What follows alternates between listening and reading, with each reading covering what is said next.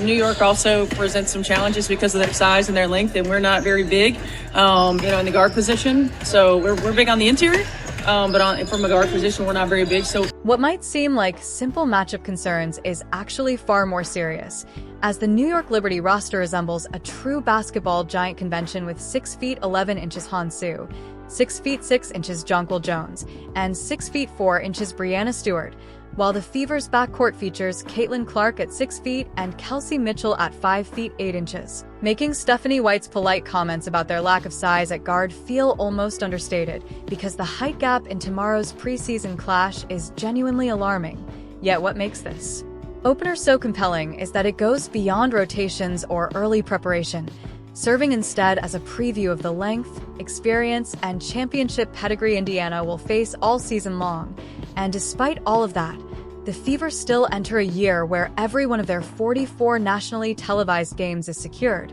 a decision already drawing frustration in some circles and setting up a season defined by pressure, exposure, and relentless scrutiny. I don't understand how people are crashing out at this point. Like, it's not as if that the people in these boardroom meetings who are making these decisions even own Indiana Fever jerseys, if any of them do. What they do know is they have a paper of stats in front of them, of statistics showing who watches the most games, and they base it on that. I have actually seen WNBA reporters say that they refuse to watch any Fever games for whatever reason. I mean, I do not agree with this at all. I think we can guess why said WNBA. Let's be direct from the beginning. The outrage over Indiana's television schedule doesn't really stand up when you look at how these decisions are made, because network executives aren't driven by emotion, fairness, or what any team deserves. They are driven by one thing: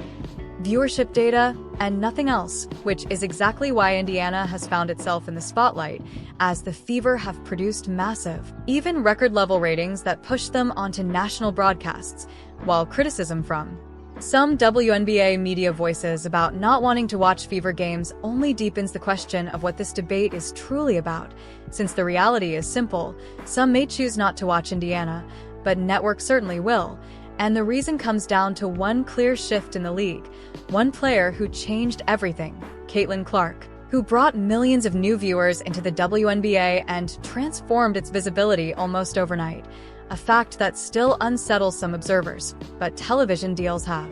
never rewarded opinions or narratives, only numbers. And if a team wants national exposure, the only path is generating the audience that justifies it, because in this business, controversy doesn't decide coverage. Ratings do. What types of obstacles do the Indiana Fever have? I think they have an obstacle when it comes to size, as does Stephanie White, as she mentions it here. Together, New York also presents some challenges because of their size and their length, and we're not very big, in the guard position. So we're big on the interior, but from a guard position, we're not very big. So we'll look at that and see who they have out there at some times and adjust to that.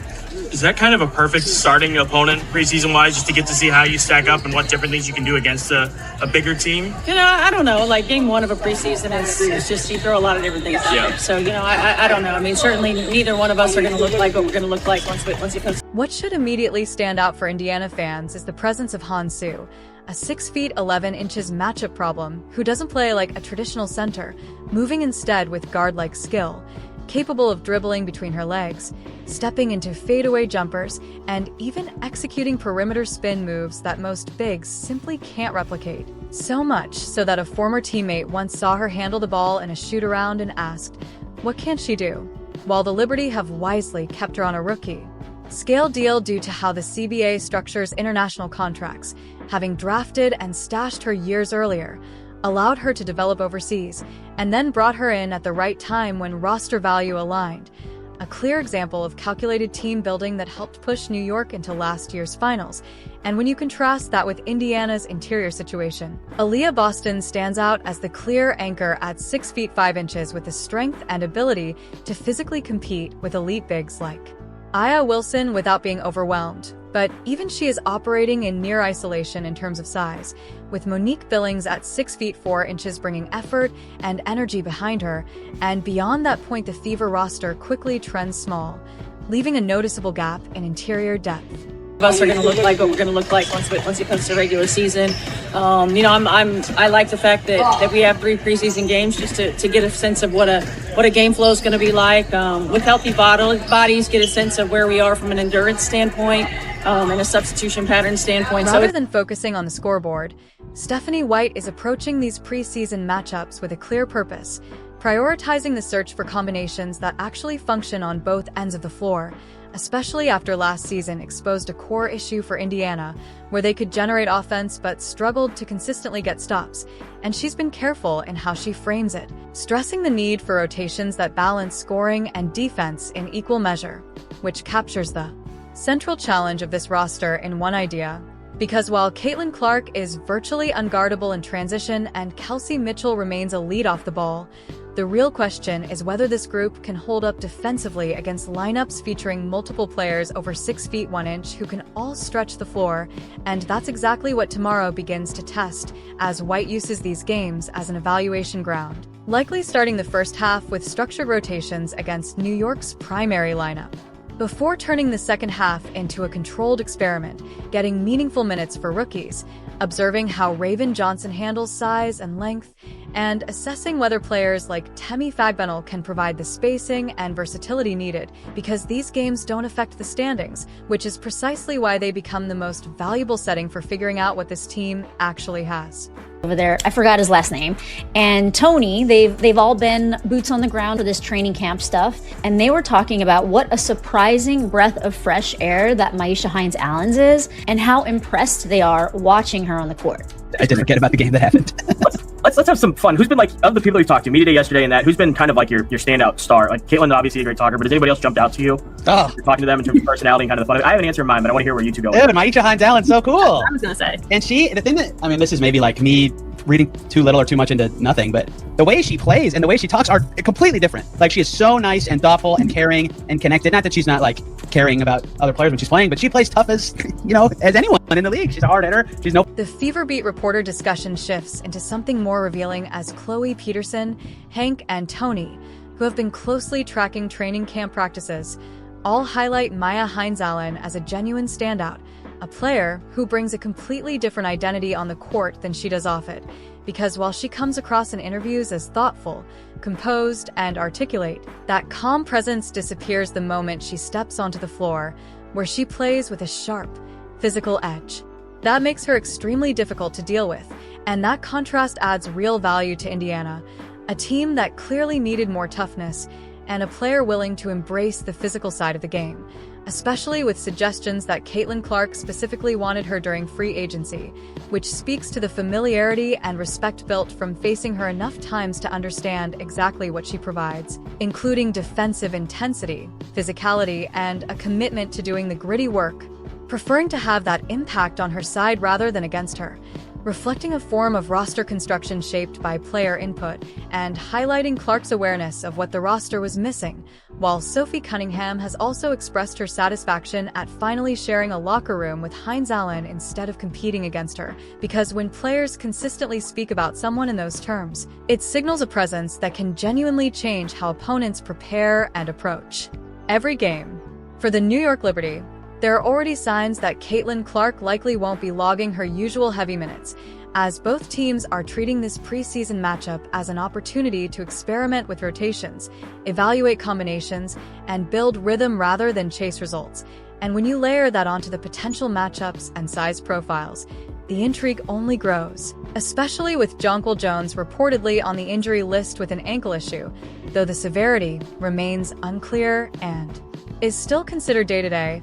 A notable factor given her 6 feet 6 inches presence inside alongside Brianna Stewart at 6 feet 4 inches, who brings elite versatility and length. But the real problem begins with Han Su, a 6 feet 11 inches center who doesn't move like a traditional big at all, and instead operates with a guard-like skill set, capable of spin moves, fadeaway jumpers, and perimeter creation, to the point where even teammates struggle to fully define her impact,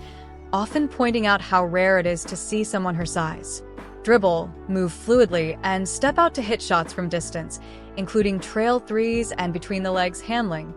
all while maintaining a relentless work ethic that has shaped her development. making her not just talented but constantly improving, and that combination of size, skill, and discipline is exactly why she represents such a long-term problem for opponents, especially when you factor in how the Liberty secured her through the draft and stash system after she developed. Professionally in China, returning as a far more complete player than when she originally left, and in that sense it becomes a clear example of long-term roster planning paying off. While from a matchup standpoint, it also underlines why teams like Indiana will struggle to find a direct answer for that level of unique interior versatility. Aaliyah Boston is undeniably strong, but she's still giving up 6 inches, while Monique Billings brings athleticism, yet concedes about 7 inches in height, and that reality creates a difficult defensive problem for Indiana when it comes to Han Su, because this is not a matchup they can realistically solve through individual defense alone, meaning the Fever will likely have to lean heavily on schemes, double teams, zone looks, and aggressive trapping designed to force the ball out of her hands, since in straight one-on-one situations there is simply no clear answer on the roster for that combination of size and skill, and that challenge arrives as Stephanie White has already emphasized her intention to get everyone meaningful minutes in this preseason opener, a logical approach for evaluating a roster in a game setting where scrimmages cannot fully replicate the speed, physicality, and decision-making pressure of live competition, while also bringing attention to how developmental players like Justine Pissott fit into the broader picture under the current roster rules, where there is still uncertainty about whether she can travel with the team, dress for preseason games, or see actual minutes versus being limited to practice reps. And part of the reasoning behind Indiana placing her on a developmental contract immediately rather than a standard camp deal appears to be roster protection strategy, ensuring she would not need to clear waivers where other teams could have claimed her if she were released. The Fever didn't want to take any chances of losing her, and that alone signals how highly they value her potential, especially in a player who brings 6 feet 4 inches size, emerging three-point range, and developing defensive ability, exactly the kind of profile teams tend to protect even when she's not ready for consistent minutes yet. And when you break the decision down more clearly, it comes down to roster strategy, because if Indiana had signed her to a standard rookie scale deal during camp and then later try to shift her into a developmental role, they would have had to waive her first, exposing her to a process where all 14 other teams would have had the opportunity to claim her, which is precisely the risk they wanted to avoid given how highly they value her and how other teams likely would as well. So placing her directly on a developmental contract was the safer route to retain control and avoid waiver exposure entirely, but that structure also creates an interesting situation heading into the season, because after 14 days other teams are allowed to reach out and potentially offer her a spot on a standard 12-player roster, and if that happens, Indiana then has a tight 24 to 48-hour window to either match the offer by promoting her or risk losing her outright, leaving Pissott in a position where she has to weigh her options carefully. Either take a more immediate roster opportunity elsewhere with potentially limited minutes or stay with Indiana in a developmental role that offers no guaranteed playing time but significant long-term upside, and for many players in that situation the smarter move often becomes staying, especially in a system where she is already building recognition as a fan favorite, could become part of a growing team identity, and gets daily practice reps against elite talent like Caitlin Clark, which accelerates development in a way few environments can match, while also benefiting from the broader reality that being on Clark's team tends to amplify visibility, social media growth, and commercial opportunities that can meaningfully elevate a young player's career trajectory, something Sophie Cunningham herself has already acknowledged through experience. Pissott is likely smart enough to understand that full calculation, because 1 year of development with the Fever, learning the system, building chemistry, and gradually stepping into a larger rotation role next season when she is more prepared, can ultimately be more valuable than immediately fighting for limited minutes on a struggling or rebuilding team elsewhere. And on top of that, she fits exactly what Indiana is trying to build, since at 6 feet 4 inches, she brings the defensive versatility to guard multiple positions, and if she can consistently develop a reliable three-point shot at the WNBA level, she becomes the kind of modern, flexible wing this roster currently lacks, with a potential trajectory that could resemble the positional versatility and defensive impact of someone like Alyssa Thomas. Not in terms of identical skill set, but in the way she can influence the game across multiple roles. And that is precisely why Indiana protected her so intentionally in the first place, because the front office and coaching staff are clearly building a roster designed around switchable defense, pace in transition, and floor spacing, and Pissott, if developed correctly, fits directly into all of those priorities, which explains why keeping her within the system matters so much. And looking ahead to tomorrow's game, expectations are centered more on evaluation than execution, because the first preseason matchup is usually messy, with timing still off, rotations being tested, and no fully established game plan in place. But even in that controlled chaos, there are key indicators to watch that reveal Indiana's developing identity for the season, starting with transition defense. What will ultimately define Indiana's performance is whether they can solve the most persistent issue from last season, transition defense, because while the Fever want to play fast and push the pace, the real test is whether they can consistently get back and protect the rim when early offense breaks down, since last year they were repeatedly punished in those moments, with opponents scoring freely in transition whenever Indiana missed shots. And that is exactly the kind of habit that has to be corrected during preseason, where teams begin setting their defensive identity and effort standards, followed closely by their three-point shooting, which has become a clear focus of roster construction after Indiana added multiple shooters to create spacing for Caitlin Clark and Aaliyah Boston, including players like Sophie Cunningham, Maya Hines-Allen, and a developing Lexi Hull. Because if those open looks start falling consistently, the offense becomes far more dynamic. But if they struggle from deep,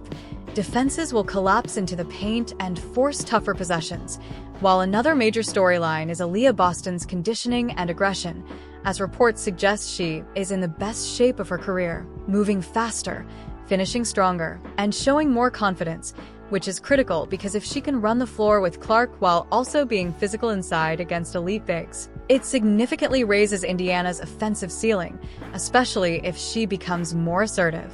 After being somewhat passive last season, and finally the growing chemistry between Kelsey Mitchell and Clark remains a key factor, with their ability to connect through off-ball movement, catch-and-shoot opportunities, and pick-and-roll actions showing real potential to become one of the league's most dangerous backcourt combinations if it has progressed further during camp. And all of this is about to be tested immediately because the New York Liberty present the perfect first opponent.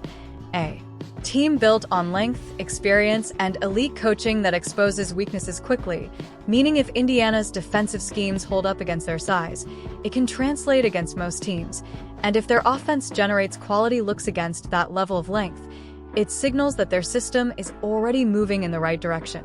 Raven Johnson likely won't get her most favorable matchup in this game, because while she offers real value as a defensive disruptor, the size and length she is about to face makes things tough, especially at 5 feet 8 inches against a roster built around elite front court length, meaning her impact is more likely to be felt against quicker, smaller lineups rather than a big heavy group like this, which naturally shifts attention to Monique Billings and her role within Indiana, as she has reportedly been vocal throughout camp and is emerging as a leadership figure alongside Sophie Cunningham, bringing toughness, energy, and physical presence. But the real question is whether she can expand her offensive game, because if she remains limited to screening and rolling, defenses will comfortably leave her unguarded on the perimeter, while even a reliable mid-range jumper around 15 feet would immediately increase her value in late-game situations, and that connects to the broader purpose behind Indiana's preseason schedule, which is clearly designed to test the team in different environments, starting with the Liberty to evaluate them against elite size and talent, followed by the Dallas Wings on April 30th to see how they handle pace and transition-heavy play, and then Nigeria on May 2nd to experience a different international style, giving the staff 3 distinct settings to assess rotations before the regular season begins on May 15th, all of which also reflects the growing spotlight on the franchise, as fans now have multiple ways to watch through WNBA League Pass and ION broadcasts, although League Pass access can be limited due to national TV blackouts, since Indiana's 44 nationally televised games make them one of the league's most featured teams, turning every matchup into a priority broadcast and reinforcing the reality of being a high-demand franchise under constant attention. But when you break everything down to its core, the answer isn't complicated at all. You become appointment viewing by building a roster people actually want to watch, developing players who change the rhythm of the game, and committing to a style that naturally draws attention. And that is exactly the direction Indiana has started to move in by drafting Caitlin Clark, surrounding her with a more balanced mix of shooters, defenders, and versatile role players, adding pieces that can run the floor and space the court, and aligning everything under a coaching philosophy that values pace, spacing, and modern offensive flow, which is why this version of the Fever already feels different from previous years, because there is a clear identity forming instead of constant in-game adjustment. And now they are beginning to see the early stages of that vision take shape, as tomorrow's matchup becomes the first real test of it in a competitive environment, even if it is still preseason, and the result doesn't matter, because what actually matters right now is the foundation they are building, the habits they are reinforcing, the lineups they are testing under pressure, and the identity they're trying to lock in before the regular season begins. Since strong teams aren't defined by random flashes of success, but by how quickly they establish who they are and how fully they commit to it. And Indiana now has enough talent to make that leap, which shifts the conversation toward execution, discipline, and cohesion, because talent alone is only part of the equation, while learning how to function as a connected unit is what determines whether potential turns into results. And that is why tomorrow becomes so important from an evaluation standpoint, as all eyes will be on how Caitlin Clark builds chemistry with the new additions around her, how the team handles the physical size mismatch against elite opponents, and whether developmental players like Pissott earn meaningful minutes or remain in a longer-term growth role, while also giving the coaching staff a chance to assess rotational trust, defensive communication, and late-game structure in real time. And when all of that is put together, the bigger picture becomes clear, because this is no longer just about a preseason game, but about watching the early blueprint of what Indiana might become, and whether they can turn excitement and talent into a system that consistently competes at the highest level against the league's best. And if you want more breakdowns like this, make sure to like this video, subscribe to the channel, and turn on notifications so you don't miss the next deep dive into Indiana's season and storylines as they develop.